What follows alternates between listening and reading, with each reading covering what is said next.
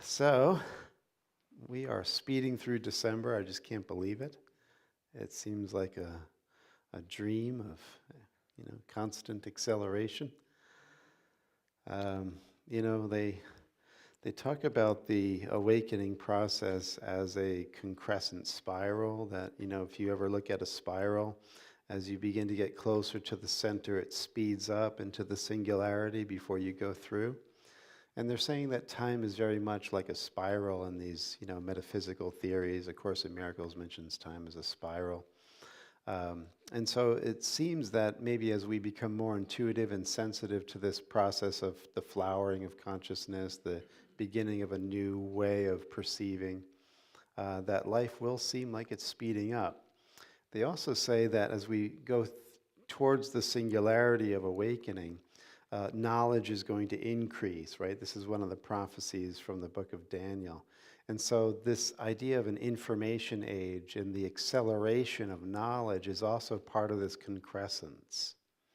And so we've seen this, as they say, like the first, 3,000 years of human history, the information that we gathered is now, quadrupled in the last, 1,400 years, and then that is quadrupled. It's like this exponential acceleration of information, that more information is being experienced daily than it was in generations in the past. And so this is why about 20 years ago I came across this theory or observation that we have gone into another epochal shift from an information age to an attention age. So it's no longer the information age, it's the attention age. Because we're being inundated with this acceleration of information, it's really coming down to what you're paying attention to. Because now you have a plethora of information, and we can only take in so much. And so we're always selecting what we want to pay attention to in this sea of information. And so this is another reason why in this concrescence or this acceleration at the end of the age, all of the great teachings seem to now have become revealed, right? This has been going on. You start to get word of this in the mystical brotherhoods and mystical schools back in the late Middle Ages. Figures like Isaac Luria in Sfat, Israel. He's the great Kabbalist. He's one example of saying that the teachings that were now once whispered in the ear are now being made public. That actually is a throwback to what Jesus says in the Gospel of Matthew, that at the end of the age, what was whispered in the ear will be shouted from the rooftops. In other words, these secret teachings will be broadcast. So we will be given everything we need to navigate this acceleration into the singularity, if we're paying attention, if that's what we want. Because what we pay attention to is what we want. They go simultaneous, hand in hand. Right? So what we love, we pay attention to. That's a real key concept.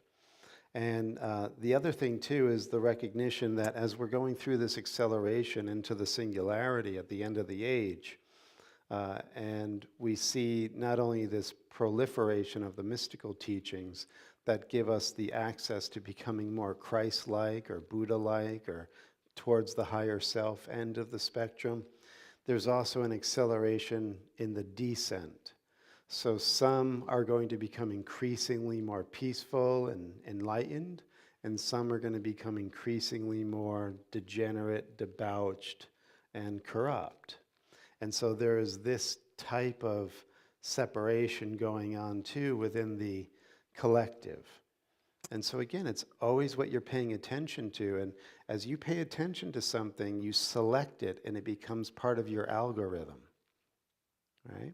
So if you go on YouTube and you select a video on how to make pasta, you'll see as you scroll now, you'll get other videos on how to make pasta. And so you've just selected something, and now it will proliferate in your algorithm, in your feed. And they're basing this off of how the mind works. The mind works algorithmically. If you pick something to focus on, you give it your attention, your belief, your commitment, your focus, it will duplicate, it will increase. You'll see it in your world. You want to buy a new truck? You're starting to have that thought, what truck you want? Now you'll start seeing that truck in the world. You're upset about something that, is going on in your life, and then all of a sudden you come across a person who's dealing with the same thing. And now you're having a conversation about the same thing that you're secretly suffering with, they bring to your attention. These things happen synchronistically. And the algorithm is there because what we want will increase. That's how you'll know what you're wanting.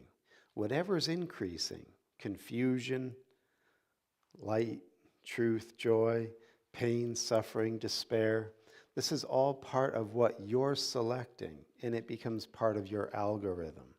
It's also really important to get because in these higher teachings, there are no victims. We are pure consciousness. We are the light of divinity. And so we are literally forming our reality. We're imaging it based on what we're selecting, what we're paying attention to. And once you begin to understand the laws of mind, you reinforce and strengthen what you want to see. So this is all part of our conversation this morning, because as we go through this speeding up process into the singularity, there's going to be a shedding of the old and a dawning of the new, right? There's going to be a releasing of the past in some of its forms and an opening to the future that is yet undiscovered or unconscious. And we're here, to quote a Jungian term, to make the unconscious conscious. And we're going to be looking a little bit into Jung's autobiography this morning and helping us understand and navigate these waters of inner space. So lots to go ahead and deal with here. But as always, we want to calm the mind and open the heart to be receptive to these teachings.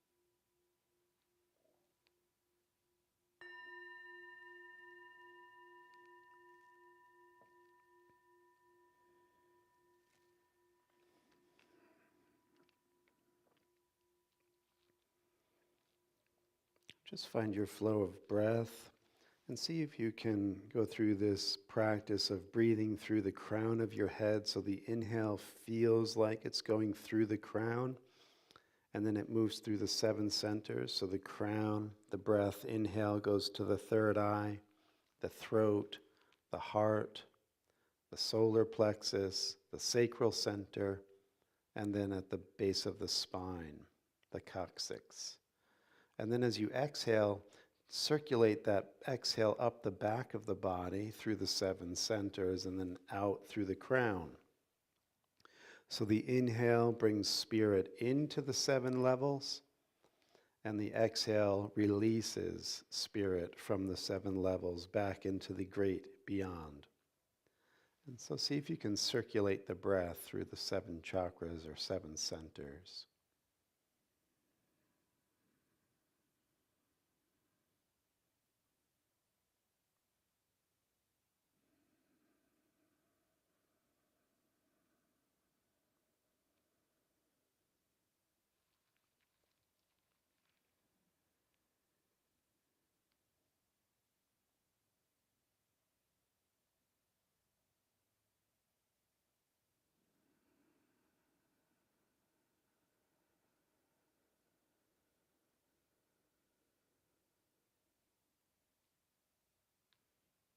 And as you're going through this cycling of the breath, what the Taoists will call the microcosmic orbit, there is this deeper teaching that's found within all of the wisdom traditions of the involution and the evolution of spirit.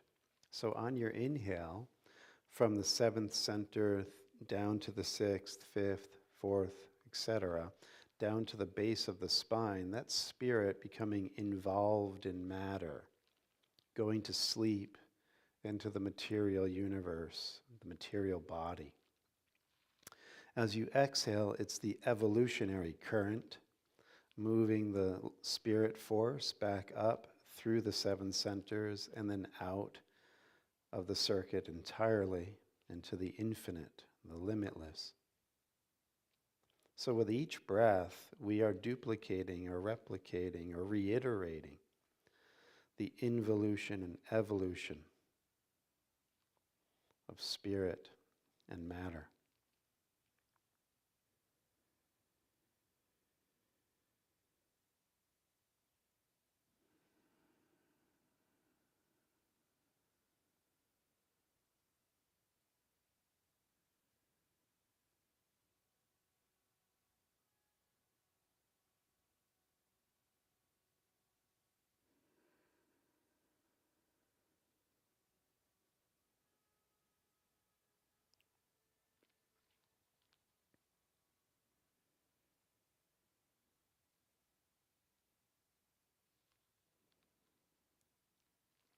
And then as you pause here, make an effort to feel the crown energy, which is hovering just above the skull.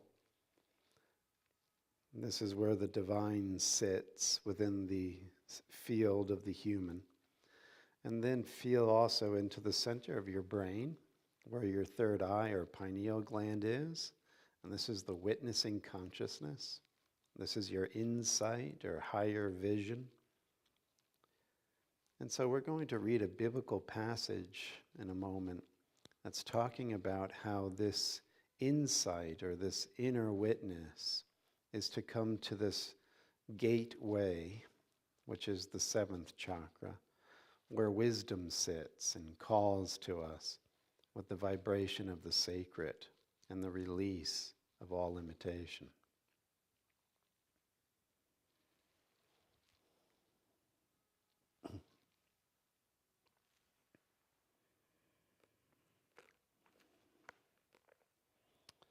So it tells us of Lady Wisdom, right?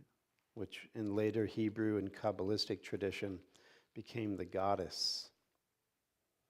Wisdom has built her house. She has carved out her 7 pillars. You could see here maybe an allusion to the 7 centers. She has prepared her meat. And in the Hebrew, it actually means, what is literally said there in the Hebrew is, she has slayed her animals, right? So in other words, the animal propensities, the lower urges and appetites have been made an offering to her. So there's no contamination here. There's no lower drives that are getting in the way of us coming to this awakened consciousness. She has prepared her meat, she has mixed her wine, she has arranged her table.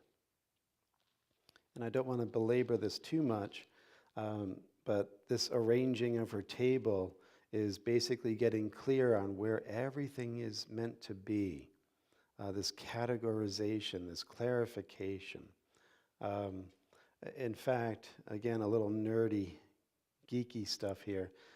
Rabbi Yosef Karo wrote a book called Shulchan Aruch, and that was written 1700s, and it became the code of Jewish law. So this was like a major, it still is, for any Orthodox Jew, a major text to study and live out. So it teaches you how to wash your hands, how to tie your shoes, what to do every moment of the day. It's Shulchan Aruch means the ordering of the table. And Yosef Karo got it from, reading this. So wisdom has arranged her table. She has sent out her female servants. She calls out on the highest places of the city.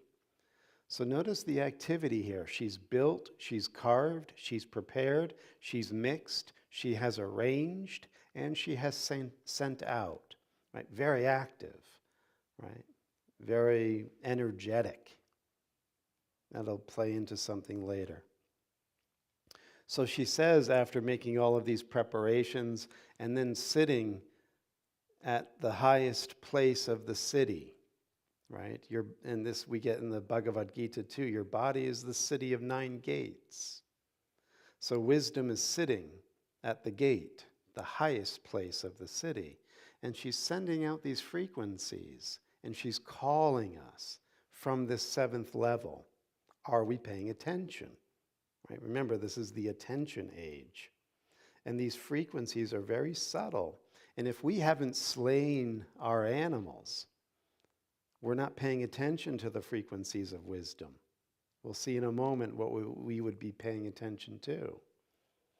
So she calls out from this highest place of the city, whoever is naive, let him turn and hear. To those who lack understanding, she has said, come, eat some of my food and drink some of the wine I have mixed. Abandon your foolish ways so that you may live and proceed in the way of understanding, right? In other words, take the higher path into spirit, evolve into spirit, come out of the sleep of matter, come out of the sleep of being in the animal appetites and the physical body identity, evolve. So it says then, there's another counterforce here. So we have Lady Wisdom, right? And in the same passage now, Lady Folly is introduced, right? So look at how they compare them in the literary way. So the woman called Folly is brash, she is foolish, and doesn't know anything. Right? She's the archetype of ignorance. Or you could even say, since we're going into the Jungian a little bit this morning, Lady Wisdom is the healthy mother, right? The great mother that wants the child to evolve and to live into the highest potential that he or she has been gifted. Lady Folly is the devouring mother. She's the narcissistic mother. She doesn't want her children to evolve. She actually wants to consume and control her children, right? And notice this too. Remember we had said how active Lady Wisdom is. Lady Folly, she has sat down at the door of her house. That's it. Just sits there. Total inertia. No movement. No forward energy. No possibility for change. Just stuck. Arrested in development. She has sat down at the door of her house on a seat at the highest point of the city. So there's another possibility, another path in which to go by. Calling out to those who are passing by in the way, who go straight on their way. So this is also very interesting, and it goes into some of the work of Dr. David Hawkins. Dr. Hawkins said in his own awakening process, and he calibrated consciousness from 30 to 1,000. So 30 is like the lower chakra, right? The chakra of inertia, shame, guilt, ignorance. And the highest chakra would be awakening or enlightenment. He says when he took this upward path that we're seeing in the teachings of the Proverbs, that at 750 in his calibrating scale, he said there was a choice. There was a choice to stay as the separate self and be free of all karma, completely in a state of being beyond the range of human possibilities, like really awakened with siddhis or powers, psychic abilities, but still centered within the selfish, seeking one's own aggrandizement, right? Stopping in folly. Or you can actually release and go into this ego death and be completely awakened as the limitless spirit. And he said when he got to this place, it felt like a crossroads. And he said he could feel everyone who has ever been there. And he can feel what choices they took. And so this is the image that we're getting here, that folly is sitting at this crossroads, at this high point within the city. And we have this choice to make, whether or not to arrest our development or to go into a complete union with the divine. And this is how she entices. Listen. She calls to those who are passing by her and who are going straight. And this is what she says to them. Whoever is naive, let him turn in here. To those who lack understanding, she has said, stolen waters are sweet. So she's saying the same thing up until then as wisdom. If you lack understanding, if you're naive, come in here. But then, temptation, stolen waters are sweet. And this is, the idea that, we get pulled into lust and other types of vices. And food obtained in secret is pleasant. So you can receive for the self alone. It doesn't matter if you, take your neighbor's wife, because this is really what the underlying nuance is here, is adultery. You can commit adultery, you can sneak around, you can do things in secret, you could be corrupt and conspire in secret. And there's an enticement to that. Many fall in this way, right? Broad is that way, and many go in there. But they do not realize that the dead are there, that her guests are in the depths of the grave.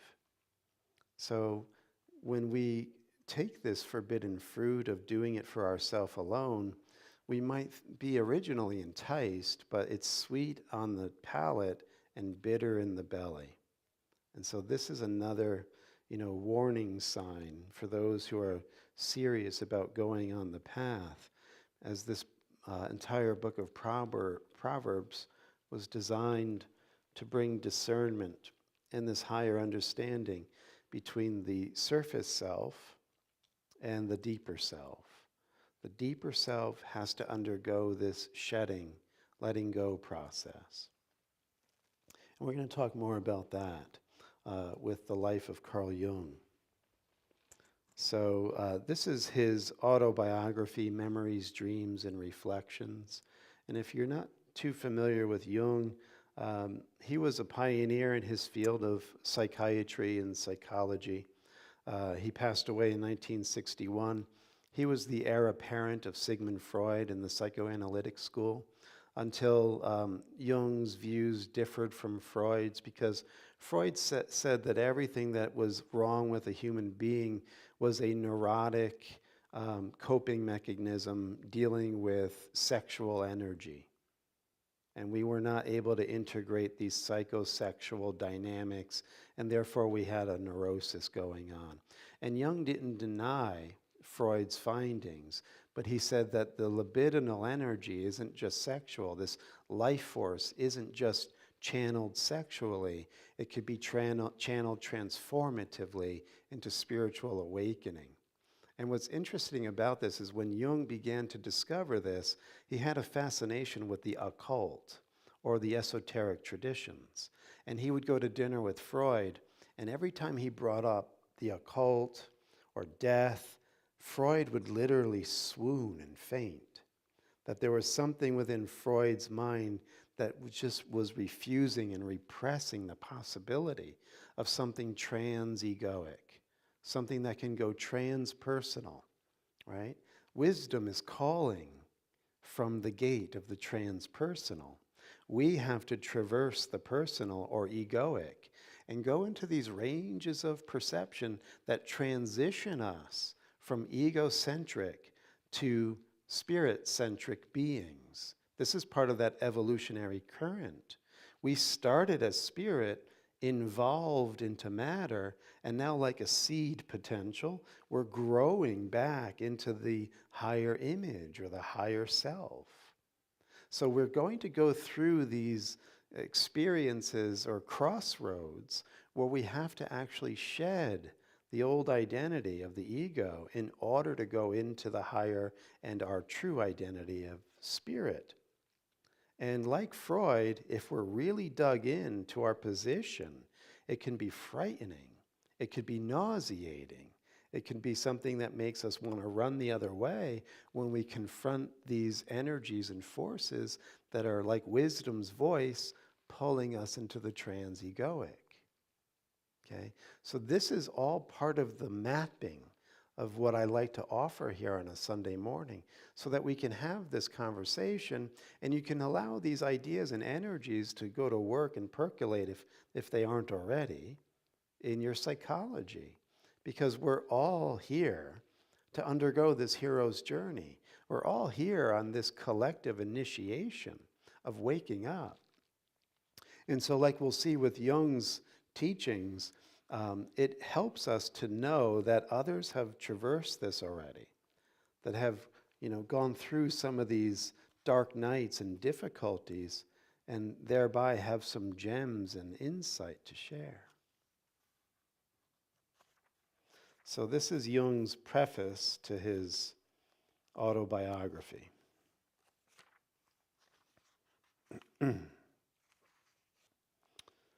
Right out of the gate, he says, "My life is a story of the self-realization of the unconscious. Everything in the unconscious seeks outward manifestation. And the personality, too, desires to evolve out of its unconscious conditions and to experience itself as a whole. I cannot employ the language of science to trace this process of growth in myself." And he was a scientist. He's saying you can't do this with the language of science. "For I cannot experience myself as a scientific problem. What we are to our inward vision and what man appears to be," and then he throws out this Latin phrase from Spinoza, "subspecie eternitatis." And that just means the way that we are from the eternal point of view. So who human beings truly are can only be expressed by way of myth. Myth is more individual and expresses life more precisely than does science. Science works with concepts of averages, which are far too general to do justice to the subjective variety of an individual life. So right here, he's saying there's something in these ancient myths and religions and symbologies that are much more accurate in mapping this awakening process. The analytical, rational mind is too atomistic, and it divides things into these separate elements, and it reduces them. And you can't understand the whole in a reductionistic model of analysis. Thus, it is that I have now undertaken in my 83rd year to tell my personal myth. I can only make direct statements, only tell stories. Whether or not the stories are true is not the problem. The only question is whether what I tell is my fable or my truth. So here you have an 83-year-old genius, right? Without trying to, elevate him as an ego. But somebody who has lived a very deep and full life and has pursued this path of self-realization. And now he's going to shed some of the gems that he's found along the way. And he's saying, don't take my word. This is an important element, true, to Jung's work.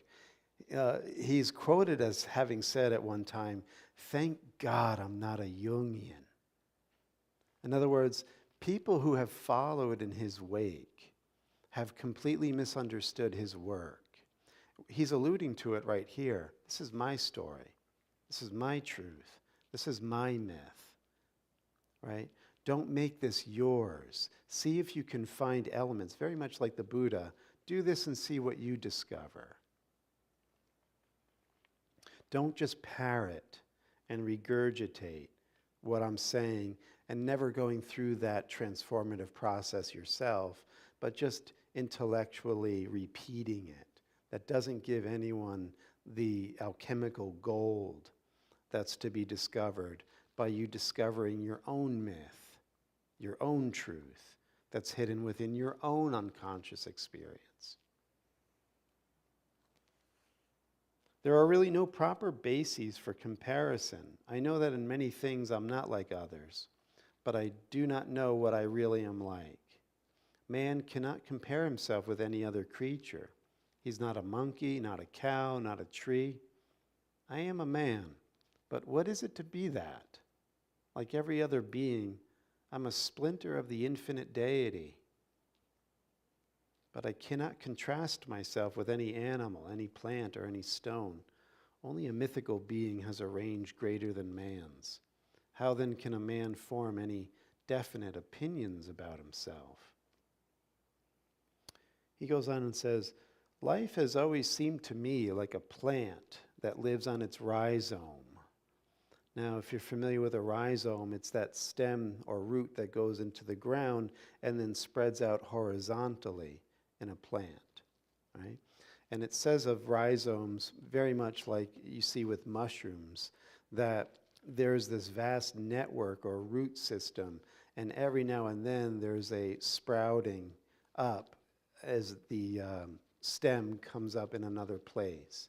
So what Jung is saying is life is very much like a rhizome. There's this vast hidden network that's spread out everywhere. And on occasion, you have what's sprouting up on the surface. It is true, life is invisible, hidden in the rhizome. The part that appears above ground lasts only a single summer, then it withers away, an ephemeral apparition. When we think of the unending growth and decay of life and civilizations, we cannot escape the impression of absolute nullity. In other words, that you can easily go into a nihilistic view, like, what's the point? We're here for a flash. Nothing seems to be left of our life when we die, only memories and slight traces that too will fade and die off. Even great civilizations die and turn to dust and are gone forever. So what's the point? You could easily, if you stay on the surface, get into a state of nihilism and depression. But he says, yet I have never lost a sense of something that lives and endures underneath the eternal flux. What we see is the blossom which passes. The rhizome remains. So what is Jung alluding to here? We can't just stay on the surface of our life as this frontal personality, this surface self or mask or persona, because when we do look out, especially in our age, if we're paying attention, it does seem like the decline and fall of another empire. Our cycles are showing themselves that even when we have something that we're trying to hang on to, it too will pass. And if we stay only on the surface, we will be, threatened with this idea of being lost forever in a state of despair and nihilism. So what's Jung saying? You got to discover your unconscious depths. You have to discover this other life that you're living simultaneously with the surface life. In fact, your surface life springs from it, is rooted in it, never leaves it, is invigorated and sustained by it. Right? In the Gospel of John, this is called the Logos. This is the vast network of consciousness that infuses and interpenetrates and gives life to everything. We have to discover our depth.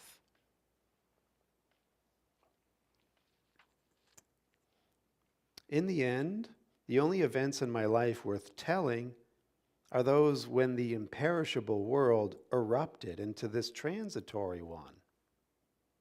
That is why I speak chiefly of inner experiences, amongst which I include my dreams and visions. These form the prima materia, right, the prime material of my scientific work.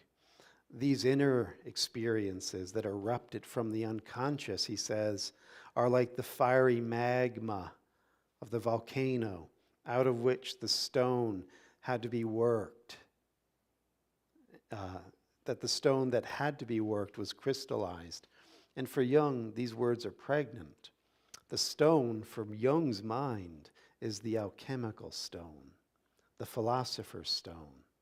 This is where the conscious mind can interface with this divine depth and be aware of it and have a continuum of awareness with it. The unconscious becomes conscious. As St. Paul says, it's no longer I that lives, but Christ lives in me. That I've given birth to the philosopher's stone, right? To the Christ mind.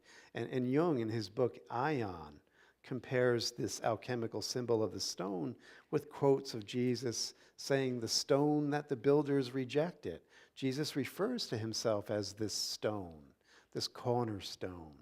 And so Jung's saying here volumes of what we are to do. We are to give birth to the Christ within ourselves. And it's this mind that can interface the surface with the depths, the finite with the infinite. And really, if we get down to it, it's what makes us human. As we've repeatedly said here on a Sunday morning, if we're not undergoing this process, remember what we read in Proverbs, we're veering off into folly. We're veering off into stagnation, arrested development. We are on an evolving arc of awakening, and we're being pulled by these divine forces to come into the singularity of awakening. And it would be folly, ruination of a life if we listened to the sweet siren song and drifted off and shipwrecked our possibility. So again, this 83-year-old man wanting to bequeath the riches that he discovered in his full life.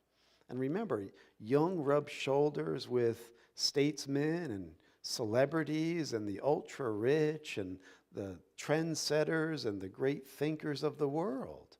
He was, a cosmopolitan A-lister. And he's saying, all of that surface stuff, it's garbage. What really mattered to me at the end, and he's at the end of his life. He didn't live long after this. He's saying what really mattered to me was what I discovered within. All other memories of travels, people, and my surroundings have paled beside these interior happenings. Many people have participated in the story of our times and written about it. If the reader wants an account of that, let him turn to them or get somebody to tell it to him. Recollection of the outward events of my life has largely faded or disappeared. But my encounters with the other reality, my bouts with the unconscious, are indelibly engraved upon my memory. In that realm, there has always been wealth in abundance, and everything else has lost importance by comparison. This is what we get in the book of Proverbs. Seek wisdom, for she is more rare than gold and more precious than gems. This is what he's saying. You have all of this wealth and abundance within. You have to open to your own depths, or you're going to be like the child of a rich person, wandering away among the poor, staying on the surface of life, and yearning for fulfillment, but always choosing the voice of folly and getting lost. Similarly, other people are established inalienably in my memories only if their names were entered in the scrolls of my destiny from the beginning, so that encountering them was at the same time a kind of recollection. That's powerful, and you probably missed it. He's saying that the only people that really electrified him and made a difference in his life were there because of destiny. As Jesus says in the Course, these were holy encounters. And he said, when you meet somebody like that, you feel like you've known them forever. That it's a recollection. He uses this Platonic term, this deep memory of we've known each other before. We've been on the path together. I see you. And he's saying those were the encounters that really brought him connection to others, right? And then lastly here, inner experiences also set their seal on the outward events that came my way and assumed importance for me in youth or later on. I early arrived at the insight that when no answer comes from within to the problems and complexities of life, they ultimately mean very little. So he's offering again some guidance. Because he was so in touch with his depths and the movement of spirit, if he had problems in his life and he would get quiet and inquire into spirit and no answer came, then he knew these problems were of no consequence and he wouldn't let them trouble him. He knew that when he got guidance over something, it was to be listened to and things had to be done. But if he wasn't getting guidance, he was so attuned that it was ultimately of very little consequence. Therefore, my life has been singularly poor in outward happenings. I cannot tell much about them, for it would strike me as hollow and insubstantial. So he's writing his autobiography. He's using an amanuensis, somebody who's writing these notes that he's dictating. But he's saying, as he's dictating his autobiography, like, it has nothing to do with my surface life. So don't make it into a personality cult and don't see me like an ego. That doesn't matter at all to me. It's hollow and insubstantial. I can understand myself only in the light of inner happenings. It is these that make up the singularity of my life.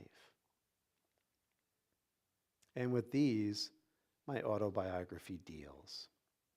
Total inner journey, right?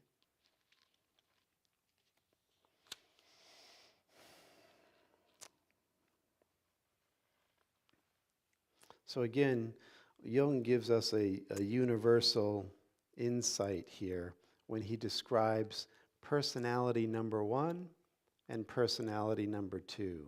And I've mentioned this before in services past, where I'll just go on in his words saying, somewhere deep in the background, I always knew that I was 2 persons.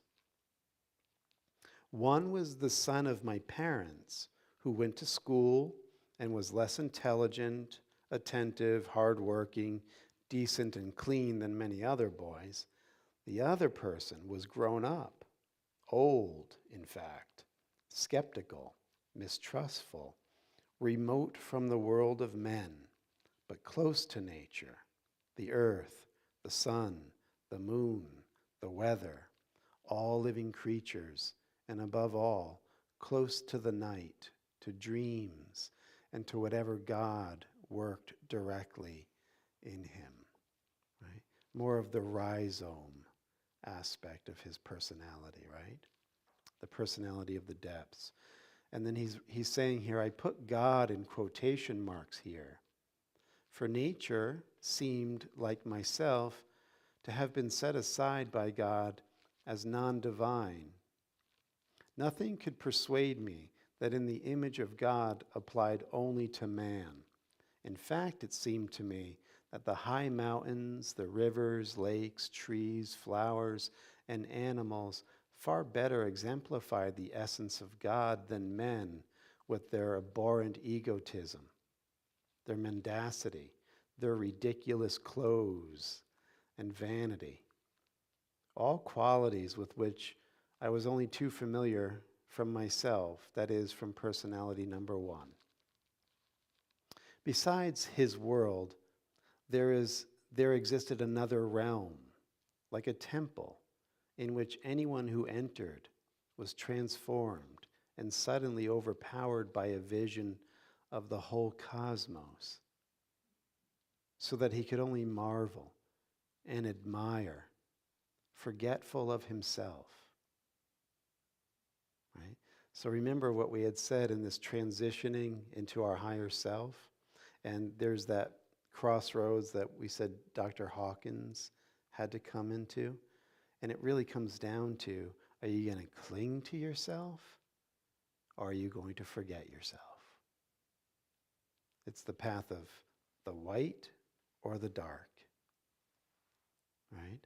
And so he's saying when he transitioned to this other personality, the reason why he could see the whole and be integrated with all of nature and feel this connection to God immediately is because in that state, there was no self.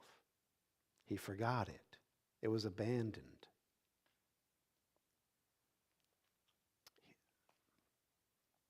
Here lived the other who knew God as a hidden, personal, and at the same time superpersonal secret.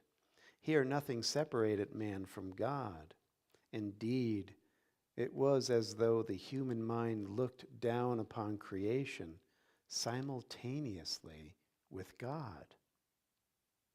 So in this other perception, this other state, he was sitting with wisdom at the highest point in the city, looking down on creation with God. And I think Jung, because he was an adept student of Christian mysteries, he's thinking of Meister Eckhart here. And Meister Eckhart is famous in saying, with the same eye that I see God, God sees me. We share the same eye, right? That comes at the awakening stage. So sitting with God, overlooking all of creation. This is the other personality he has, personality number 2. And this was made aware to Jung from when he was a boy. He would toggle between the two personalities. And what he says here is, what I am here unfolding sentence by sentence is something I was then not conscious of in any articulate way, though I sensed it with an overpowering premonition and intensity of feeling. At such times, I knew I was worthy of myself, that I was my true self. As soon as I was alone, I could pass over into this state. I therefore sought the peace and solitude of this other, personality number 2. Now he says something here in the last few sentences that take note of. The play and counterplay between personalities number 1 and number 2, which has run through my whole life, has nothing to do with a split or dissociation in the ordinary medical sense. On the contrary, it is played out in every individual. He's saying we're no different than him. We all have these two different domains of our being. In my life, number 2 has been of prime importance, and I have always tried to make room for anything that wanted to come to me from within. That's what he paid attention to. That was his treasure, the depths, the hidden, the inner relationship with his true self and God. That's what he wanted, and that's what would come to him. That was primary. He is a typical figure, but he is perceived only by the very few. Most people's conscious understanding is not sufficient to realize that he is also what they are. So consider this. Your attention is giving you your identity. And you have only two ways of perceiving yourself, from the surface or from the depth. Your biological ego personality or your psychological spiritual personality. What you're paying attention to is what you're getting. And it's also wisdom and folly, right?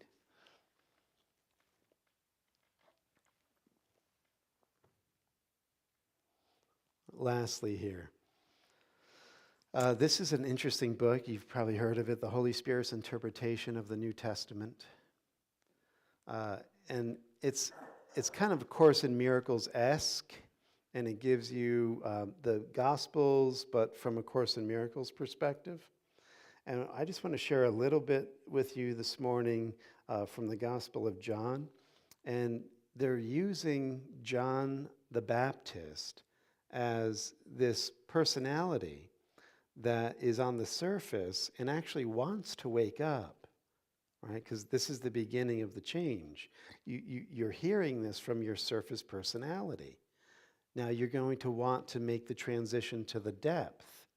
But in the beginning, it's just you're starting to feel an attraction to the light from the surface personality. And it's not sure what to do yet, where to go and how to navigate. So I think this can be very helpful and insightful. So referring to the Logos, or this great mind that is within all beings, it says, the light is in all men and with all men. The light does not fade or wither, right, like the rhizome. But the darkness that fills the sight of man does not see the light or choose to know it. And so the light waits on welcome that it may be known, right? As soon as you want it, you'll begin to feel it and be guided deeper towards it. Now, John the Baptist came into the world as one seeking the light. Always he was ready to see it and recognize it. For John had faith that there must be light, even though he didn't have willingness to see it in him. John believed in guilt, and it was his belief in guilt that hid light from his eyes. But John had great love for the light and was attracted to the light, so that the light was attracted to him, that he may be witness to it. In this way, John helped to welcome the light through his desire to know it. And then lastly here, John's search for light was focused outside himself, so that the existence of light was welcomed, but the realization of light was not.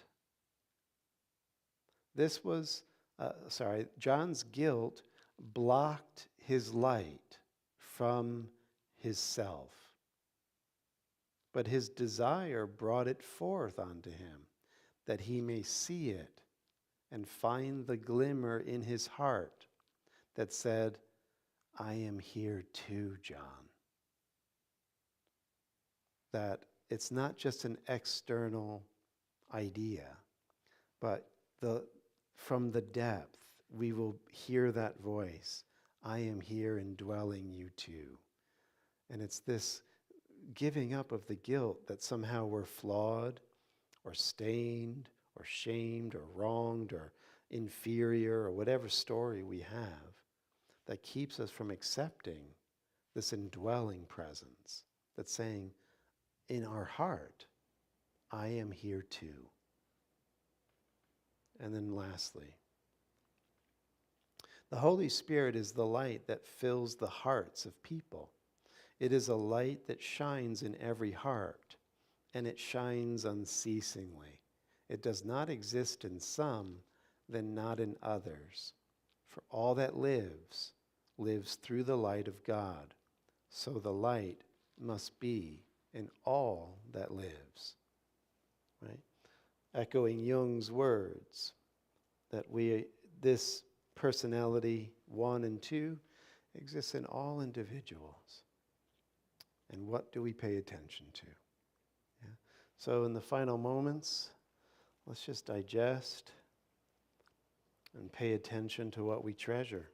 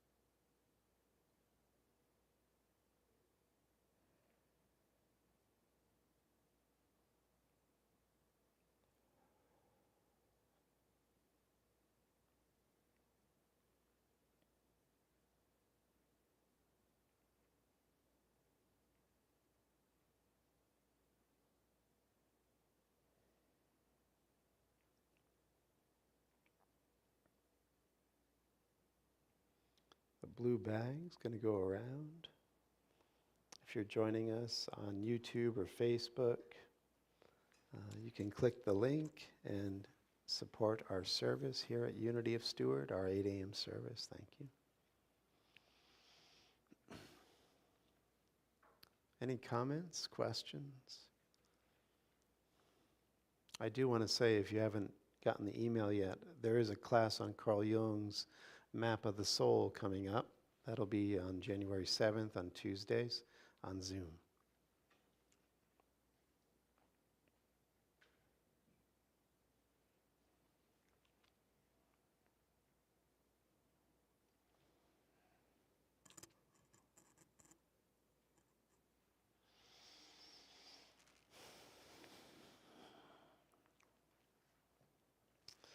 And we're blessing the offering with the intention that whatever form it takes, may people feel the need, the desire to pay attention to what truly matters.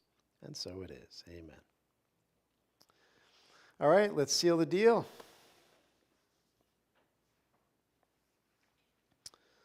Bringing the attention into the depths of the heart,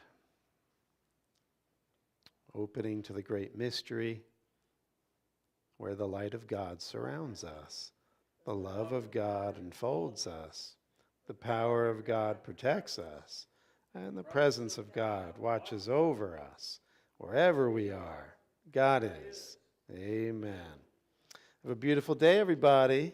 Course in Miracles tomorrow night, 7:15. Thank you, Hank.